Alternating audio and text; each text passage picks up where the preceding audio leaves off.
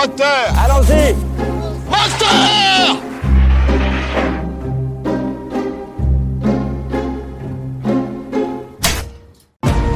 Moteur, Raoul. Moteur, Raoul. Moteur, Raoul. Moteur, Raoul. Ça tourne, Jean-Luc. Eh bien, évidemment, c'est quelque chose qu'on va entendre dans un film qui est sur tous nos écrans et qu'il faut impérativement aller voir. Nouvelle vague de Richard Linklater. Alors, voilà une belle surprise et qui nous vient de loin, d'un Texan, un réalisateur qui n'est pas à son premier film. Ben, j'avoue que je ne le connaissais pas, j'avoue. Et là, c'est un film sur la nouvelle vague et je me demandais vraiment comment cela pouvait être abordé. Un catalogue, un documentaire, enfin, on pouvait craindre le pire. Et là, oh surprise, un film qui filme avec la passion de la nouvelle vague, comme s'il s'agissait d'un making-of, reprenant des scènes existantes dans le film à bout de souffle, et c'est réel, car il y a aujourd'hui assez de témoignages pour confirmer que la naissance, la fabrication de ce film n'a pas été une mince affaire, autant s'en faut, et en même temps un succès planétaire. Le réalisateur donc texan a beaucoup travaillé, certainement en tout cas, pour non seulement écrire le scénario, mais aussi retrouver les lieux, les personnages, les costumes, même aussi les acteurs de cette nouvelle vague. Tous sont cités, et les acteurs choisis par Richard Linklater ont l'intelligence, et en même temps c'est l'intelligence aussi du réalisateur, d'entrer dans les personnages, mais sans vraiment les imiter. En tout cas, ça fonctionne, on n'est pas gêné du tout. Peut-être je mettrai un petit bémol pour Belmondo ou Gene Seberg, mais enfin, ils sont crédibles et c'est l'essentiel. Et c'est vrai de tous les personnages, parce que évidemment tous sont cités et donc visibles. Vous avez Truffaut, Suzanne Schiffman qui était un pilier, qui était l'assistante de Truffaut sur tous ses films, on peut le dire. Beauregard, producteur, j'y reviendrai. Jacques Demy, Varda, et puis aussi des noms moins connus par le public, mais qui, dans le métier, étaient extrêmement connus. Je voudrais juste rendre aussi un petit hommage à Claude Beausoleil. Parce que Claude Beausoleil, c'était un directeur de la photo qui a eu un destin assez déplorable, malgré une filmographie exceptionnelle. Il avait tourné avec Varda, avec Bourseillet, avec Piala. Il avait même, sur un film, je me souviens plus lequel, il avait une nomination aux Oscars. Et puis, tout d'un coup, plus rien. Pour des raisons, mais alors, qu'on ignore. Et il s'est suicidé. Il avait 54 ans. À Lyon. Voilà. Et donc, je parle de lui parce que je le connaissais et ça m'a fait plaisir de voir qu'il était cité. Voilà. Donc, et tous les gens du cahier du cinéma, évidemment, sont cités. Romer, River, Daniel Valcroze, enfin bon, je vais pas les citer moi-même, mais tous, c'est un film qui est aussi qui parle de l'histoire de ce changement d'inventivité dans l'écriture cinématographique. Mais je trouve aussi, au-delà de ça, c'est presque historique, hein, ce que je trouve très réussi, c'est la fougue, la passion qui anime cette équipe. Le tournage étant comme un jeu, où l'audace prime, où l'engagement aussi. Et ça, j'y tiens beaucoup, je trouve que c'est très intéressant, c'est très bien vu, parce qu'aujourd'hui, je trouve que c'est ça, les gens manquent un peu d'engagement. Tous ces gens-là avaient la pêche, et ce film nous communique cette générosité, et c'est fait aussi avec beaucoup d'élégance, et d'humour aussi, comme le faisait Godard évidemment. Alors, il faut savoir quand même, notre Texan, il a certainement été à bonne école, parce que les Américains adorent la nouvelle vague. Et ce Texan, ce réalisateur, a su nous reconstituer d'une façon habile et intelligente les années 59-60, et puis l'effervescence surtout de ce cinéma, avec en particulier un homme assez exceptionnel, un peu phare, Jean-Luc Godard. Alors, il est vrai que quelquefois, j'épingle un peu la nouvelle vague. Moi, c'est surtout parce que ce qu'ils ont fait était intéressant. Ceci dit, la nouvelle vague, ça n'a pas duré 107 ans. Hein. C'est au bout de 3-4 ans, ils filmaient d'une façon assez classique. Mais quand on voit les films de Truffaut ou même de Chabrol, ce que je trouve, c'est qu'ils n'ont pas été très sympas avec ceux qui les précédaient. Ça, c'est quand même un peu dommage, que ce soit Claude Autant-Lara, Duvivier, enfin, etc., etc. Bon, c'était quand même du très beau cinéma aussi.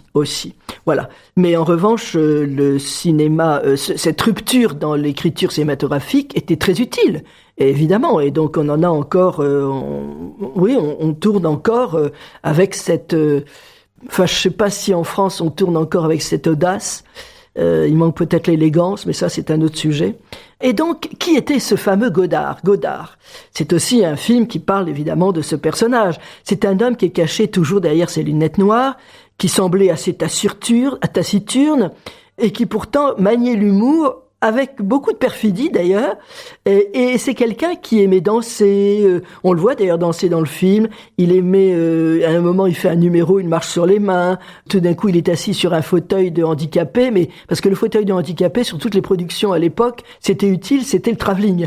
Le directeur de la photo s'asseyait et c'était le technicien le machiniste qui poussait le chariot pour faire des travelling, etc., etc. Donc on le voit en train de s'amuser sur le travelling, et puis le comble, on le voit se battre avec son producteur Beauregard, je sais plus son prénom, Beauregard, le producteur.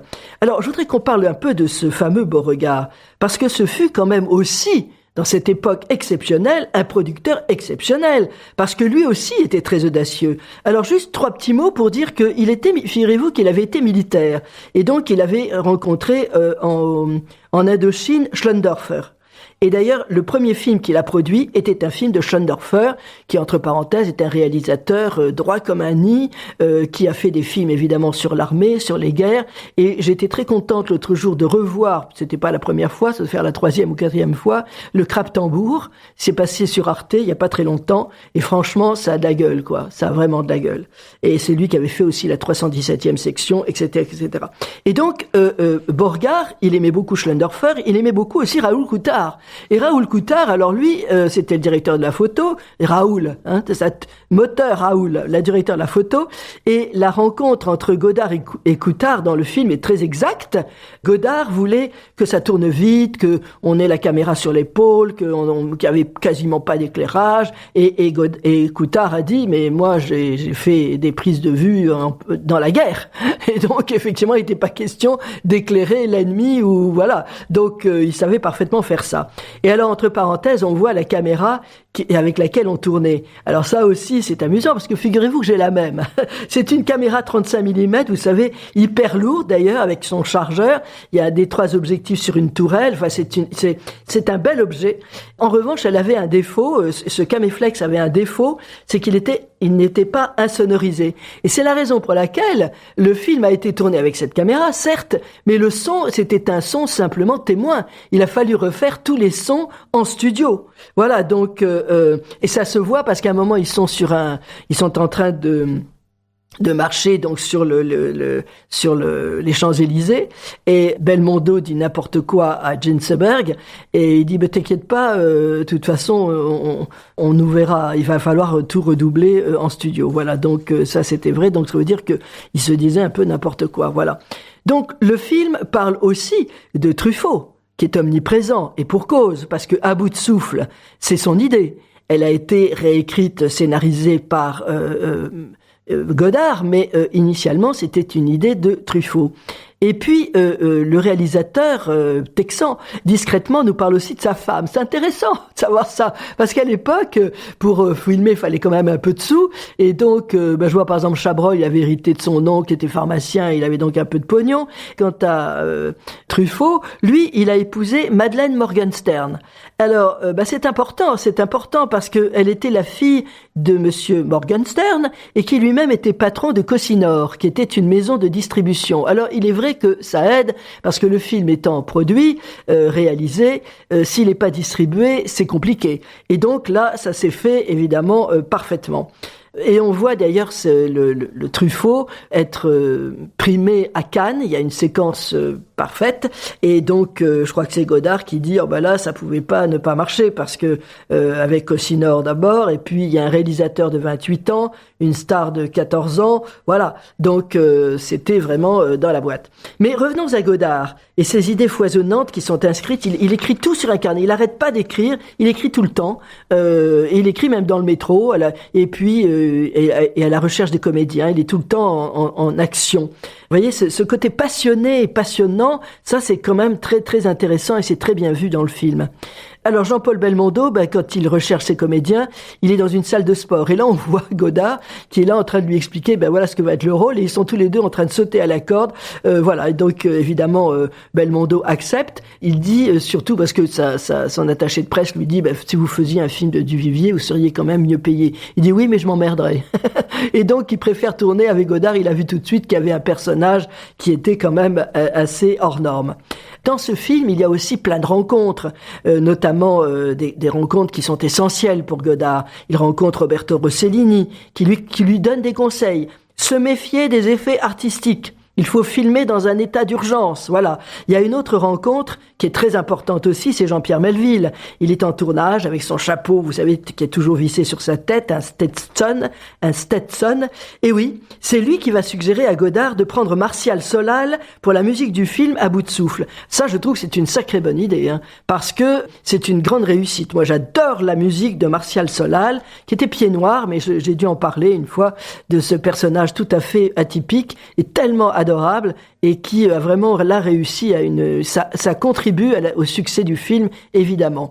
Et d'ailleurs, puisque je parlais de Melville, il aura un rôle, comme vous le savez, dans À bout de souffle. C'est lui qui est interviewé.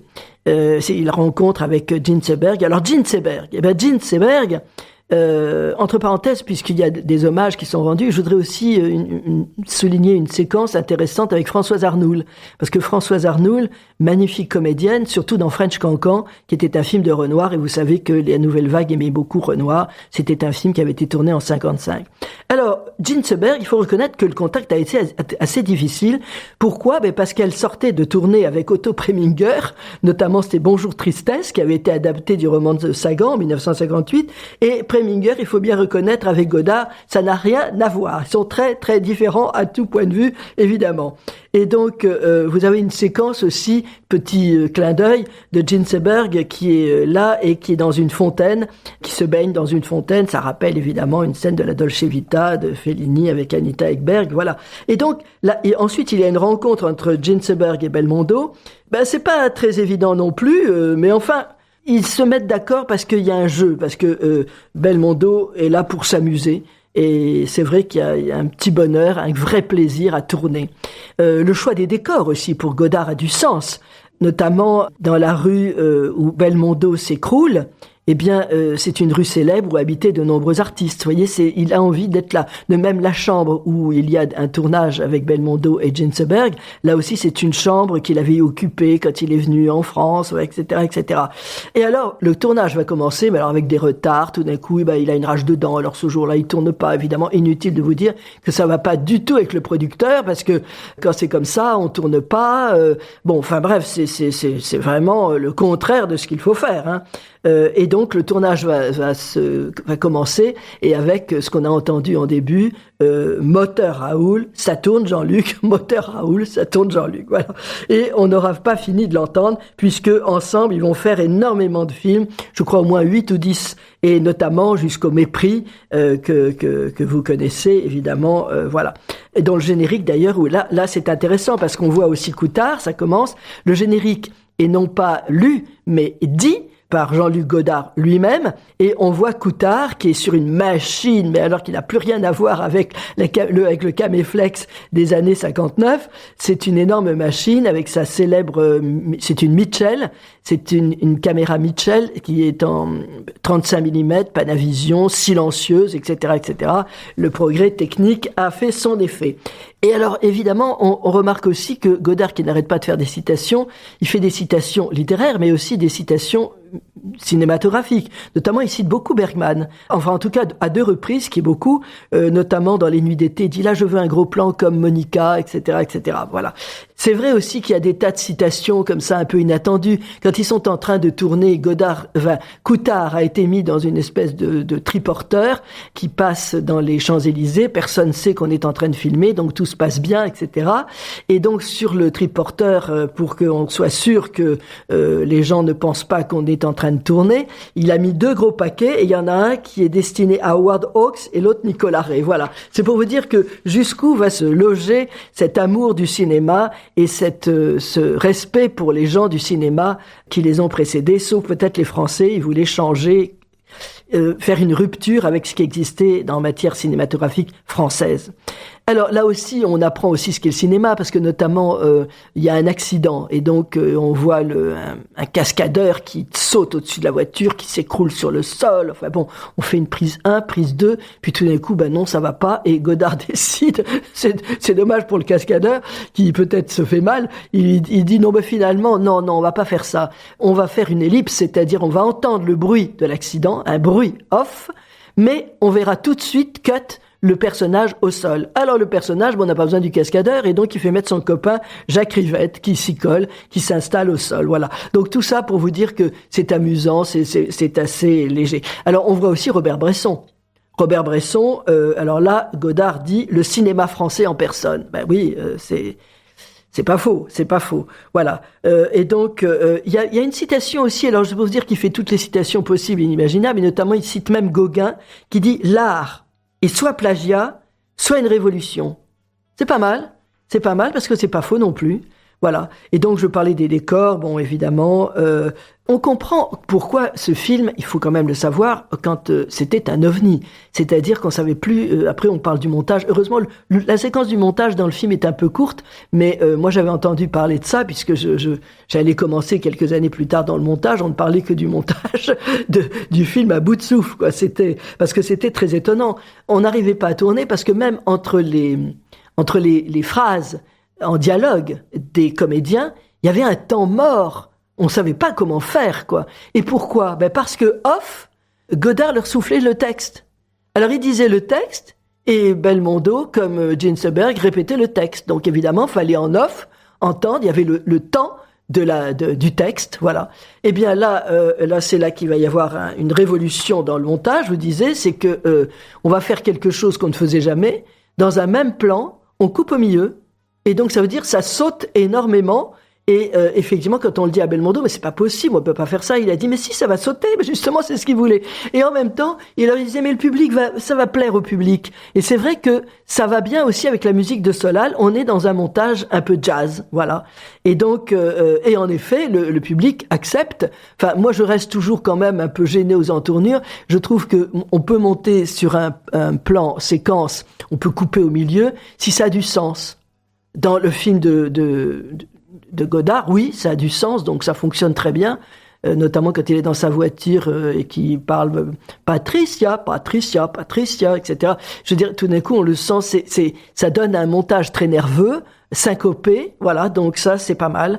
Écoutez, en tout cas, parce qu'en plus de ça, à l'époque, le producteur arrêtait pas de dire, attention, il faut que ce film ne peut pas faire plus d'1h30. Et alors là, on avait, je sais pas, au moins 3 heures de film, quoi, voilà. En tout cas, ce qui est sûr, c'est que c'est un film que je vous recommande, mais très vivement, parce que il apprend tout. Pour ceux qui savent, c'est un bonheur de revoir cette ambiance chaleureuse, et tout ça est tourné avec beaucoup d'élégance. Et donc, c'est effectivement l'art. C'est intéressant de reparler de cette phrase de « l'art est un plagiat ou une révolution ». Là, j'ai l'impression que le film du réalisateur Richard Linklater, c'est à la fois un plagiat et une révolution, parce que je trouve que c'est quand même drôlement bien fait. Donc voilà, on va écouter maintenant la bande-annonce. Celui qui est au milieu, c'est Truffaut. À sa gauche, bien sûr, le Chabrol. Et celui avec les lunettes noires, c'est Jean-Luc Godard. C'est lui le vrai génie. Du moins, c'est ce qu'il te dira. Moi, je suis prêt à réaliser. Maintenant. Aujourd'hui, tout le monde adore la nouvelle vague. Tout ce dont on a besoin pour faire un film, c'est d'une fille et un flingue. On n'aura jamais J.T. Burger. I never even said that I'd do the picture. Voici le film en résumé. Ne montre ça à personne, hein.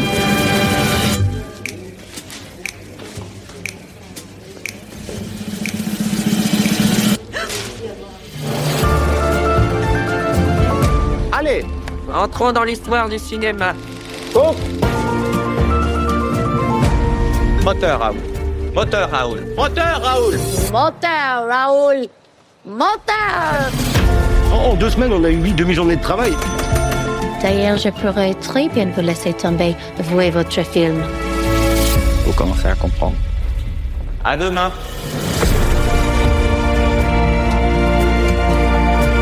Chaque film est constitué de 5 films différents. Le film qu'on écrit, le film dont on distribue les rôles, le film qu'on tourne, le film qu'on monte et le film qu'on sort. Ne ralentis pas jusqu'à ce que tu n'aies plus de souffle. S'ils veulent la nouvelle vague, donnons-leur un raz-de-marée.